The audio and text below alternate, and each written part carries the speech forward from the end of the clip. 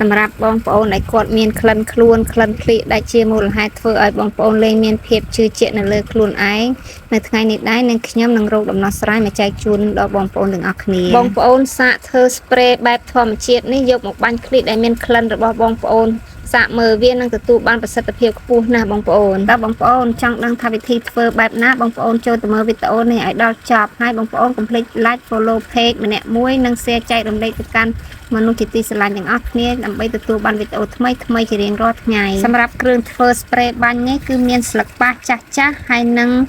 កំបោរសបងប្អូនត្រូវយកស្លឹកបាសណាដែលស្លឹកចាស់ៗពណ៌ក្រមៅ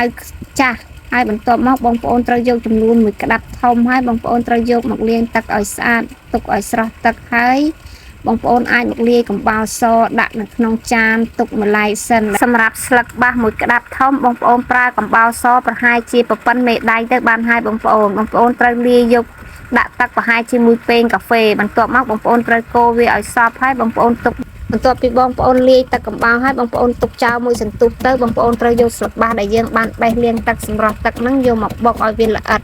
បងប្អូនត្រូវបុកវាឲ្យល្អិតទើបបងប្អូនច្បាច់ទឹកចេញមកវាបានទឹកច្រើនណាបងប្អូនសម្រាប់ការប្រើ spray បាញ់បែបធម្មជាតិនេះបងប្អូនពិតជាមានប្រសិទ្ធភាពមែនដោយសារបងប្អូនប្រើមួយថ្ងៃ2 ទៅ 3 ដងនៅពេលដែលបងប្អូនងូតទឹកហើយបងប្អូនជូតខ្លួននិងក្លៀកឲ្យស្អាតស្ងួតបងប្អូនចាប់ផ្ដើមបាញ់ spray នេះទៅនៅនឹងក្លៀកទៅហើយបងប្អូនត្រូវទុកឲ្យស្ងួតចាំបងប្អូនពាក់អាវពីលើដោយសារ spray នេះវាមានពណ៌ខៀវអញ្ចឹងបើសិនជាបងប្អូនបាញ់ហើយពាក់ភ្លាមវាអាចបណ្ដាលធ្វើឲ្យប្រឡាក់ខោអាវបងប្អូនអាចសាកធ្វើប្រើចំនួនពី1សប្តាហ៍ទៅ2សប្តាហ៍បងប្អូននឹងឃើញមានប្រសិទ្ធភាពថាក្លិនខ្លួនរបស់បងប្អូននឹងកាត់បន្ថយបានច្រើនសម្រាប់ស្លឹកបាសដែលយើងបានបុករួចហើយបងប្អូនត្រូវយកមកច្រោះនៅកន្ត្រងដូចនាងខ្ញុំនេះនៅពេលដែលច្រោះហើយបងប្អូនមិនចាំបាច់លាយទឹកទេបងប្អូនត្រូវពូតយកតែទឹក